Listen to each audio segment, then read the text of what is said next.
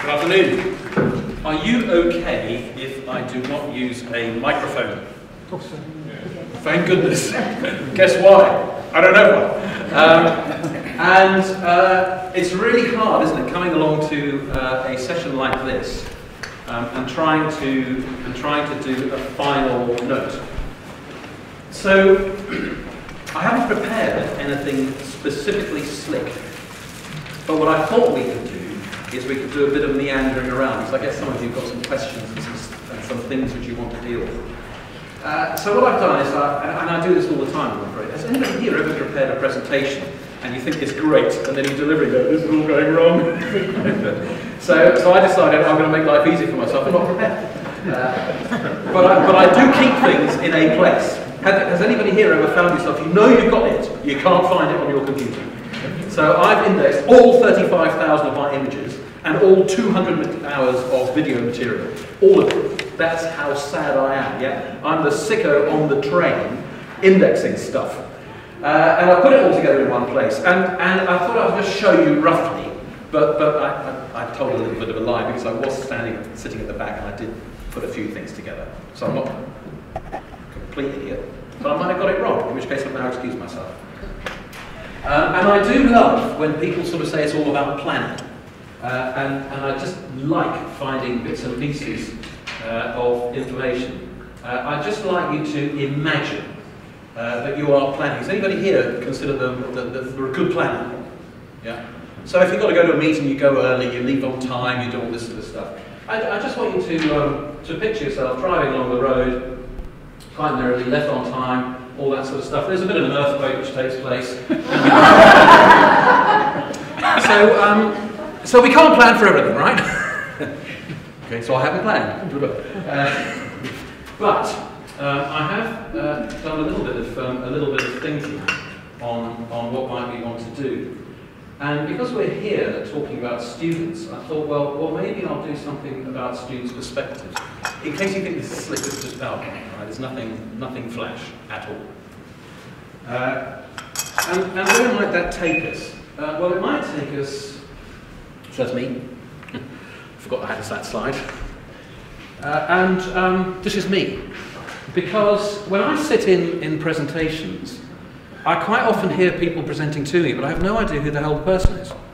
Have you ever sat down and you don't know, have you read this from a book? Is it a pre-prepared presentation? Is it something which has been vetoed by a committee in has anyone else had to do that? Put your presentation in advance to get it scrutinised and you have a big conversation about whether you should do words and or if. You know, so quite often I send something in advance and people say, you're not going to deliver it, are you? I said, no, but if you want to approve it, you can, that's up to you. So this is me, I'm a bloke, I'm a youngish 55. I actually consider myself to be a youngish 55, although quite a lot of people say there's no such thing as a youngish 55, there's a clinging on, near dead, or surprisingly alive 55.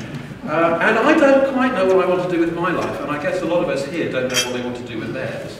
And I'll guarantee you that in your university, college or FE, there'll be an awful lot of people there who don't yet know what they want to do, and your students definitely don't know. So let's just take a reality. We're all sort of making do. I would guess that not one person sitting in this room planned what you were going to do when you were 16 and have followed that plan through. And I bet the reason why we're sitting in this room is because of an unusual set of bumping into different people at different times, and off go our careers. So let's just take that reality check. And that's what we know. So it's a bit of an oddity when we say you should plan your career. I always find that very strange. So that's me. I do have a work life, amazingly. I am a chartered accountant. I direct all this. That's the trouble when you do stuff at the back, isn't it? I did become Director of Recruitment with Ernst & Young by accident. I did then become Project Finance Director of Stanhope by accident. I did become Director of Gresham Bell by accident, and I am the Director of Bryanston Sqaure by accident. And I bet all of you sitting here probably go, you know, it was a bit of an accident, all of this. I do have a few milestones. When I was at Ernst & Young, I was recruiting about 1,500 graduates a year. I was responsible for recruitment in the UK, and I got asked if I wouldn't mind sitting on the United States recruitment board, and would it be okay if I sat on the Australasian recruitment board? Oh yeah, sure, why And that's quite a big job. I was 27 years old. It is a big job. And then I set up within Ernst & Young the real estate group at the same time. And then I left and joined a bunch of renegades who I met by accident because I set up the real estate group. And by accident we went off and borrowed 7 billion quid. And we created the area called Broadgate, run by Liverpool Street Station. And then we created the area run by St Paul's. And then we built Stockley Park. Then I thought, just as a laugh, we'd buy all the buildings in front of Euston Station, £147 million, and all that sort of stuff. I couldn't work out what to do next. You know, we made a bit of cash, not a huge amount. We gave a lot away. Have you ever done that? You make a bit, you go, that's a bit embarrassing. You give a lot away, you go, oh, shit, I've given it all away. That's me. And then I built up a software company. We started off with 2 of us. We built it up to 140. It wasn't for sale. A French company came along and said, we'd like to buy your company. We said, it's not for sale. They said, we'll give you 60 times the earnings. It's yours. Goodbye. And then I've been involved in designing about 400 schools since then. Me, a chartered accountant, designing schools. And we've been able to get about 7,000 million quid to listen to us, maybe 8,000 million quid. I have no idea how it all happened. So that's a sort of work thing. And there's a team. You know, I can do it all with a team of about 10, 12 people. I really find it very hard to work in a big organisation because it takes too long to get anything done. Spend all the time on bloody internal meetings, and what you want to do is you just want to get it done. Has anybody ever found that? But that's my work life. But there's another life. There's another life.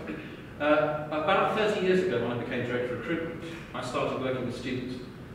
I got invited on the boards of lots of educational charities, and I've done that for the last 30 years. It's an impossible thing to do when you meet young people and you see that you can have an influence on their lives, whatever it is. It's impossible to give that up, isn't it? So I've done that for 30 years. And part of that is through other organisations like ISEC. You presumably have heard of these names. ISEC, Youth in Charge, ISTA, ELSA, various sports things, and JCI. Yeah. These are student organisations by students. So ISEC, Association Internationale des Étudiants Sciences Économiques Commerciales, has got 40,000 members around the world in 800 universities and colleges. It's been going for 55 years. The turnover is 25 million. It's run by students, for students. Maximum time in office is 1 year. JCI down the bottom has got an association of a third of a million people in every country of the world. And it's also been operating for 50 years. So I do stuff which is sort of like off-piste, if you like. So far, and what happens is that students club together, can you believe it, and ask me to go over and talk to them. They pay me. How ridiculous is that? And I felt that was the wrong thing to do, and then I got inundated. So far this year, I've been to Yerevan, Novosibirsk, Prague, Sydney, Belgrade, on to Vilnius, Riga, Phoenix, Budapest, and then London, Hull, Reading, Bristol, Liverpool, Gravesend, Dartmouth, and Plymouth, just so far this year. And I speak, I guess, to about 40,000 students a year, on average. And they are anywhere from 18 to 25, quite often in higher education, but quite often who have been diverted away. Have you ever met really clever people, and for some reason they got turned off by whatever the process was? So I quite often meet with them, and I love working with them in my spare time. So that's me. And I get involved in things like this. You know when you get some bloke on the stage and all that, that's me. Gates Foundation anniversary lecture, for example. Things like this. This is a student organisation who pulled this in the Netherlands. They got 250 delegates from 25 different countries together and talked about the future. So this stuff is going on right here, right now. And this stuff, this is peak time, this is in Riga, 18,000 applications to run a business game across the world, with the finals being held in the Stockholm School of Economics in Riga, and they alternate the locations there. This is going on right here, right now, and it's possible because of Facebook, because of LinkedIn. 20 years ago, impossible. 10 years ago, very hard. Now, very easy. Very easy. And then occasionally I go to universities. This is University of Reading, I hope nobody's there. And I go, isn't it sad that this amazing enthusiasm somehow gets institutionalized in the university? And a lot of universities have no idea what students are doing outside. None. So where does that take us? Well, it takes us into some silly things. This is a set of students at the LSE, and I went to their lecture theatres and I said, what sort of Dunderbury has a lecture theatre and you can't see the screen, but that's one of my things, because there's a stupid lectern in front of it. What sort of nonsense is that? You get this sort of thing. Bloody lectern. What is this? Is this some pulpit from which I preach? You know, do I really know it all? Has anybody here found that in your colleges there are a bunch of people who have a lot of opinions but very little knowledge? Do you have any silos of opinions? Do you have any prima donnas who are running their own departments? And you go, for God's sake, what the hell is going on here? Why don't you talk to them over there? So all this stuff goes on. All this stuff goes on. Meanwhile, in some schools, we find this sort of stuff going on. This is a photograph I took in Gravesend, in a school where all the kids have failed their 11 plus, and I took this photograph at 7 o'clock one evening. So kids are starting to say, sorry. And they're starting to find alternative ways of doing things. There's a university. They're finding alternative ways of doing things. And I think that's the biggest change which is going on in the world today, the biggest change. Herman Miller, which is a furniture manufacturer in the US, put out a challenge to students to say, why don't you tell us how you learn best? They wanted to get some material back. They were very surprised at what students did. Very surprised. There was a competition.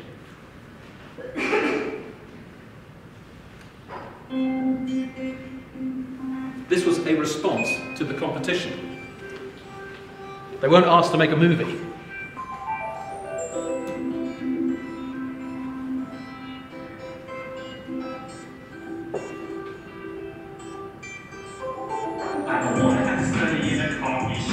Listening to people talk to blah, blah, blah. If I try to focus, they're going crazy. All the noises and loud, just make it stop. And I can't really focus as a library. It's a little too quiet for a guy like me. Just a little bit of noise, personality, to make a study room perfect for me. That's why I study in my bedroom. I got my lights and lights to with my nerves, sweet metals, quality of this, like my junction and my friends when I stay in my bedroom. Because my room is perfect, a tiny little space. You can pick that up off YouTube if you're interested, or send me a mail and I'll send you the links to it. There's some fact that nobody was expecting. We'd just like to know how you study best. The students start producing this sort of stuff. Nobody was expecting it. Nobody. So let's just have a look for a moment at just the UK, shall we? Because we're all in education, so I'm going to ask you some questions. How many different GCSEs are there? Hundreds. How many different AS levels are there? How many A levels are there? How many different UCAS higher education establishments are there? And how many different course codes are there? Now, I'll make life easy for you. I phoned up UCAS and I said, what are the answers here? We don't know. And so we ran a query. I used to be on the AGI, you know, the Association of Graduate Recruiters and all that sort of stuff. I phoned up UCAS and I said, how do I find out? And they said, well, why don't you count up the number of universities? I said, get stuffed. Let's run. Pull me through to digital support. Has anybody here ever talked to digital support? And you start composing a SQL Server query on the SQL database. So we did that. And I said, I want to know how many different higher education establishments are there. So Sunderland, which is the number of campuses, is Sunderland. And do you sort of follow? So I want to get rid of repeats. And when I did course codes, I said I just want to have the non-repeats. So English EN1 is available on 350 odd universities, so that's one code. So question one, how many different GCSEs are there today? Shout out the answer. I'll go 3, 2, 1, gag, shout. Listen to the person next to you, see if they got it right. Okay? 3, 2, 1, shout. Very close, 420. Okay, how many different AS levels are there? 3. So I can tell some of you are now reassessing, okay? 3, 2, 1, go.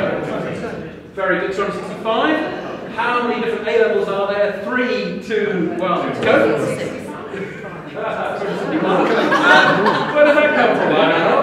How many higher education institutions are there from the SQL Server database query? Trying to eliminate 3, 2, 1, go. 438. And how many different course codes are there using the definition that I've told you before? 3, 2, 1, go. I know, come on, I want you all shout it out. All to listen to the person next to me. 3, 2, 1, go. 48.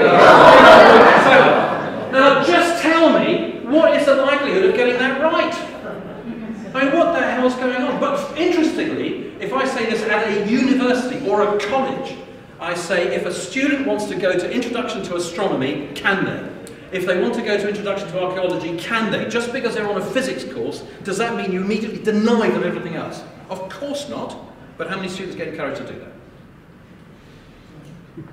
How many of you get encouraged by your peers? Hey look, I bet you can't work out differential calculus. I'm doing an Introduction to Differential Calculus as a foundation course. Why don't you come along? It's a weird thing, isn't it?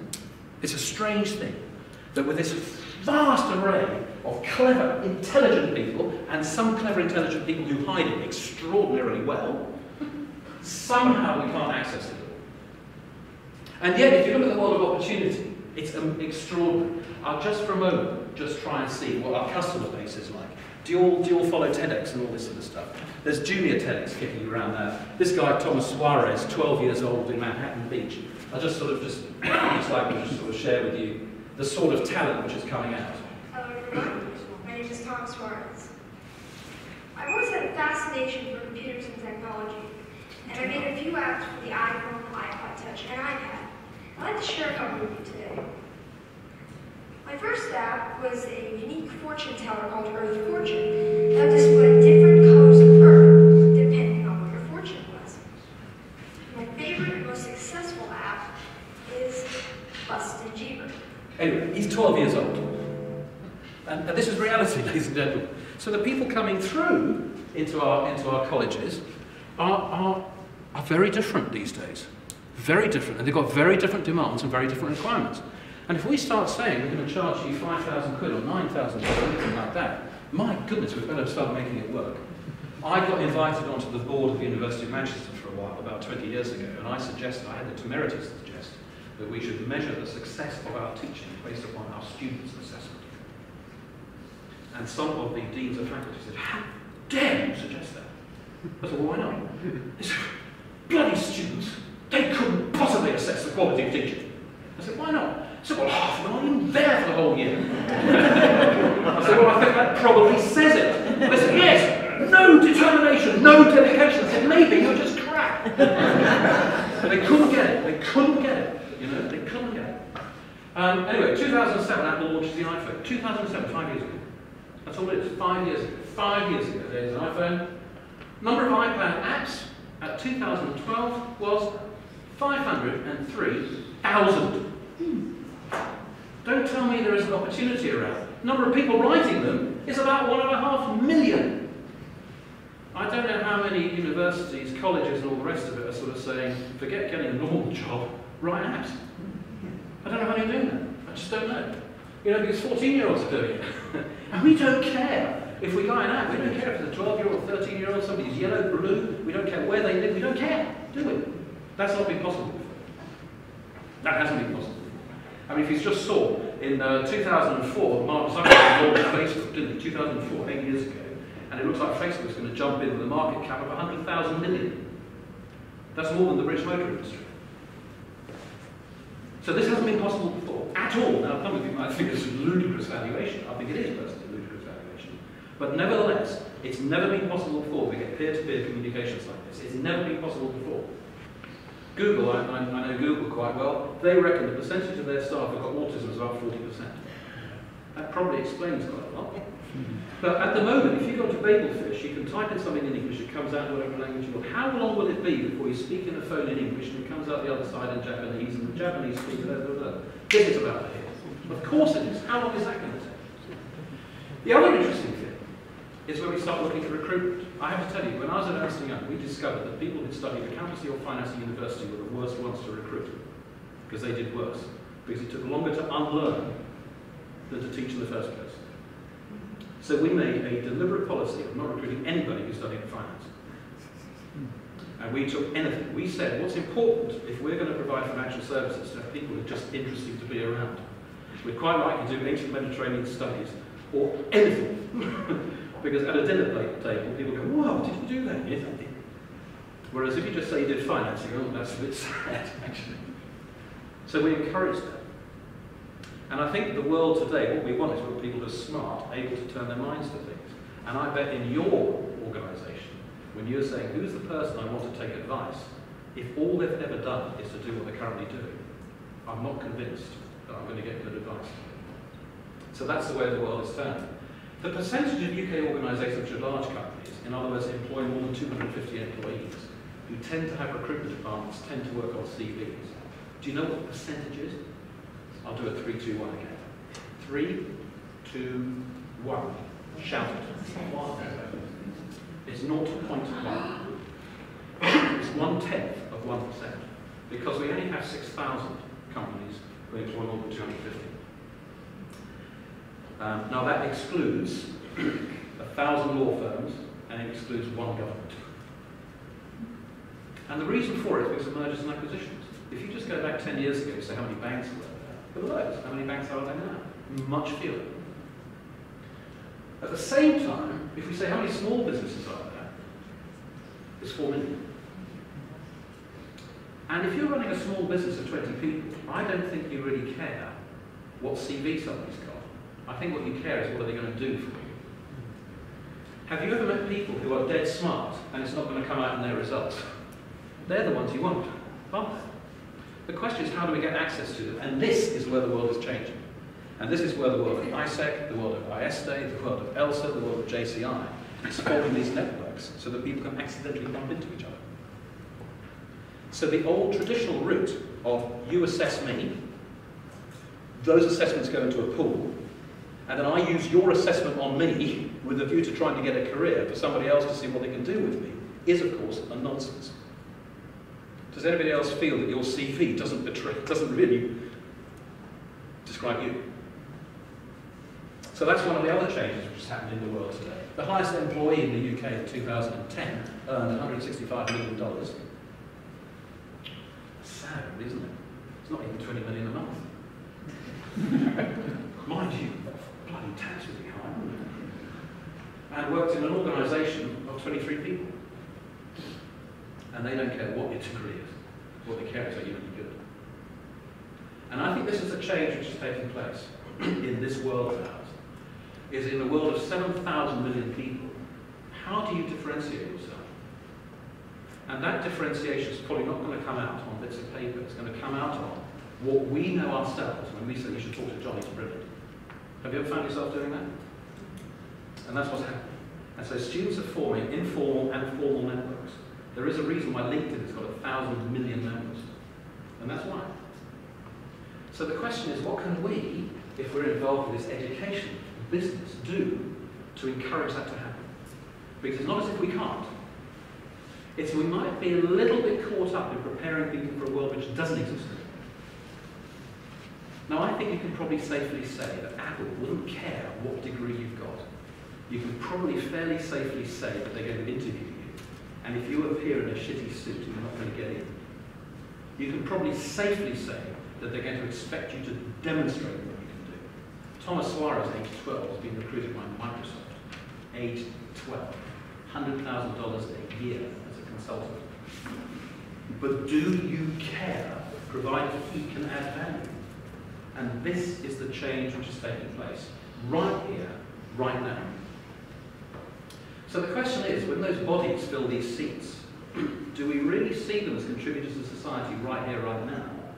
Or do we see them as people who are going to go through a process at the end of which they get a rubber stamp, which says they're a graduate of my place, and what can they do with that? And that is the opportunity. And I have to tell you, it's a brilliant opportunity. It's a brilliant opportunity. If you're just trying to make sense of it, and if you plot the number of people who know the answer against the number of people who know who knows, you sort of follow. So like, if I phone out BT, I know that within their 80,000 people, somebody knows how to solve my problem. The trouble is, nobody knows who that person is. Have you ever found that? So big organisations, actually small organisations, don't have many people who know, but most people know who knows. Whereas big organisations have loads of people who know, but hardly anybody knows who knows. The question is, in your institution, you will have loads of people who know. The question is, who knows who knows? That's LinkedIn, that's Facebook, that's people starting to accept who they are, that's having CVs online, that's Johnny talking to somebody who's teaching physics how to become a doctor. I'll tell you how to do that, bang. And let's bump into each other.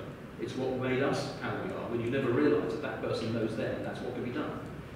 And that's, we think, is what's happening. So I hear everybody saying that there's no opportunity in the world. If there's no opportunity in the world, how come such brilliant things are happening?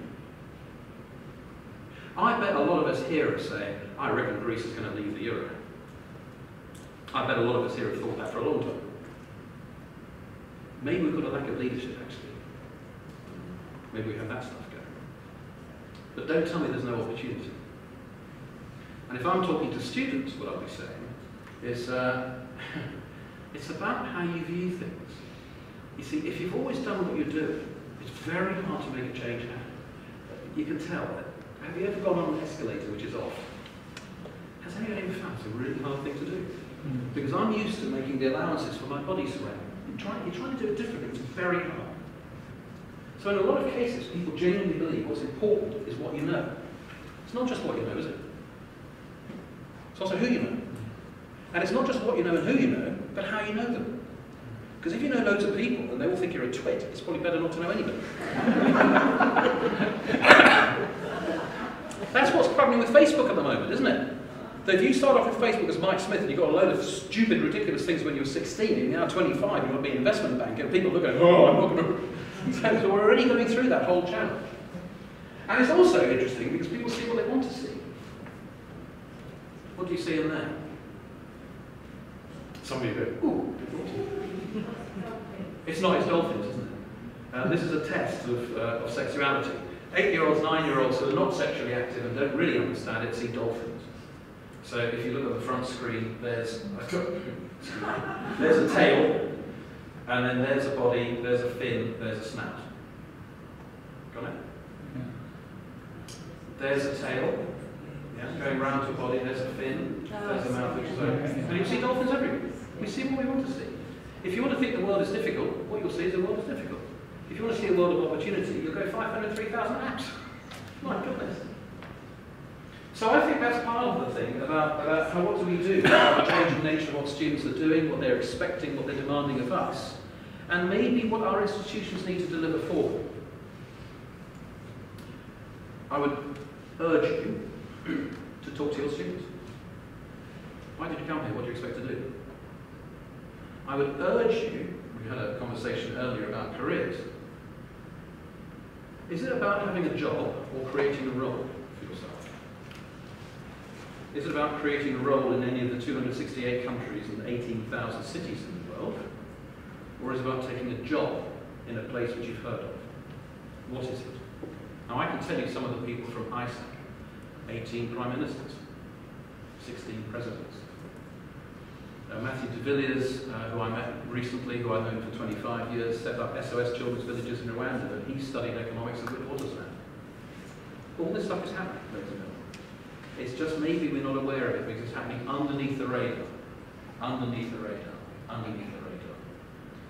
And I think if colleges are going to do anything today, they need to work out what's the right thing to do, not just a done thing. And I bet some of you get caught up in doing the thing which you've always done, but you know there's a better way of doing it. At some point we have to. Because the chances are your students already are. And that, I think, is the most wonderful thing we can do. Because if students are already doing it, then we know we must be doing something right. We may just not realise it.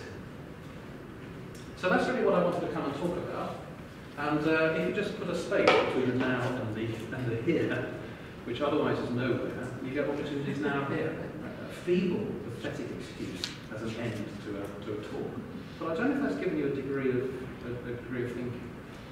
And I'll guarantee you that this stuff is going on inside your colleges right now. I guarantee it. The question is it mainstream? Or is it happening outside?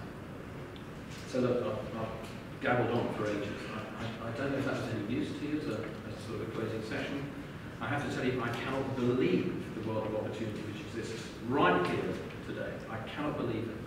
And if you went to the University of Yerevan, in Yerevan, which is in Armenia, and you speak to 500 students, you'd just be staggered at the talent which exists there, if only their colleges realised it. So that's us. I've got an organisation. We do various things. I'm Marcus, you know what I do in my spare time, you know what I do with my job. I have to tell you, I can't believe I get any form of living for doing what I do. I cannot believe it. And I bet some of you here have to pinch yourselves on occasions. So there's a one. Ladies and gentlemen, it's a fabulous opportunity, isn't it? So look, thank you very much. Marcus, thank you.